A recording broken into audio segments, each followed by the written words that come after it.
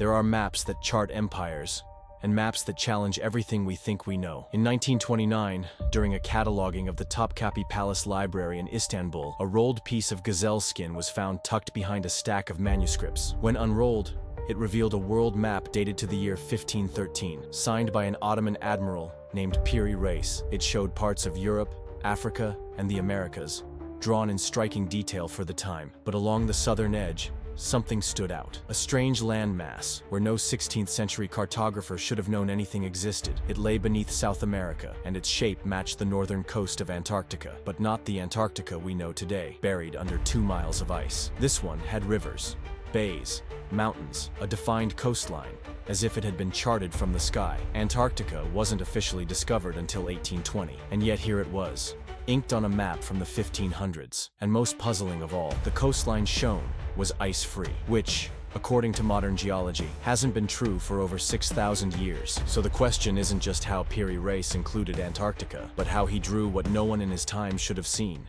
The Piri Reis map wasn't just a personal sketch. It claimed to be based on older sources. In a note scrawled on the edge of the map, Piri Reis wrote that he had compiled it using 20 maps and mappamundi, including some from the time of Alexander the Great. That means the admiral was referencing documents possibly centuries, or even millennia, older than his own. But none of these ancient maps have ever been found. And then there's the detail. The Piri Reis map not only shows the west coast of Africa and the east coast of South America in near-correct proportions. It even includes the Andes Mountains, which European explorers hadn't documented yet. Some researchers claim the map also shows the Falkland Islands, the Amazon River's tributaries, and hints of inland mountain ranges, all far ahead of their time. And at the bottom, the unmistakable curve of Queen Maud Land, a part of Antarctica that lies beneath thick glacial ice. To modern scholars, the idea that someone in 1513 mapped that coast seems impossible. But to those who've studied the map's geometry and orientation, it doesn't just seem deliberate, it seems sourced, as if whoever created the original references had either seen the continent ice-free or had access to surveying tools far beyond what we believe existed in the ancient world. At the center of the mystery lies Antarctica, the southernmost continent, hidden beneath nearly 2 miles of ice. Most maps before the 19th century leave it blank, or omit it entirely. Yet the Piri Reis map includes a section that seems to show the continent's northern coastline, free of ice. This area corresponds to what we now call Queen Maud Land. In the 1950s, seismic surveys conducted during the International Geophysical Year revealed that under the ice, Queen Maud Land does, in fact, resemble the shape on the ancient map. And more surprisingly, core samples show that parts of the coast may have been ice-free as recently as 6,000 to 10,000 years ago. That lines up with the end of the last ice age, a time when no known civilization was capable of mapping continents. Mainstream geologists remain skeptical. They argue that the resemblance is coincidental, or the result of distorted copying from other explorers. But there's a problem with that.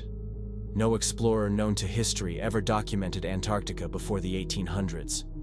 So if it's not a coincidence, and not an invention, where did the source map come from? Could there have been a lost culture with seafaring knowledge advanced enough to survey a frozen land before it froze? Not aliens, not myths, but a forgotten chapter of human history, buried under ice and time. If the Piri Reis map is based on older sources, then who created the original? Historians have scoured ancient records, but there's no mention of any civilization before 3000 BC capable of global cartography. Yet anomalies persist. In Mesopotamia, Babylonian tablets recorded advanced star positions with mathematical precision. In ancient India, texts like the Surya Siddhanta describe Earth as spherical and rotating, thousands of years before Copernicus. Then there's the enigma of the Sea Peoples, seafarers from 1200 BC who seem to appear from nowhere, striking across the Mediterranean with advanced naval knowledge. Could these have been remnants of an older seafaring culture, preserving knowledge from a much earlier time? Or take the Dogon tribe of Mali, who, long before telescopes, described the invisible companion star of Sirius. Modern scientists confirmed Sirius B's existence only in the 20th century. All over the world, isolated ancient cultures carried fragments of knowledge they should not have had. Not myths, not coincidence, but echoes, faint traces, of a forgotten scientific tradition. If the Piri Reis Map and others like it suggest ancient knowledge we can't yet explain, then the obvious question is, what else is missing from history? Beneath Antarctica's ice lies 98% of a continent no one has fully explored, scanned only in fragments. Recent satellite imaging has revealed strange geometric patterns beneath the ice shelf, some stretching miles in symmetry. Are they natural formations, or ruins waiting to be studied? Access is tightly controlled by international treaty, and independent expeditions are rare. Meanwhile, in Egypt, the void inside the Great Pyramid remains sealed and unexamined, a cavity the size of a passenger jet, left untouched. The official reason? Preservation. But silence often hides something deeper. We have the tools to explore these places. We've landed probes on comets and sent rovers to Mars. Yet here, on Earth, secrets still sit in darkness, beneath stone, beneath ice, beneath the official narrative. What could they tell us, if we were allowed to look?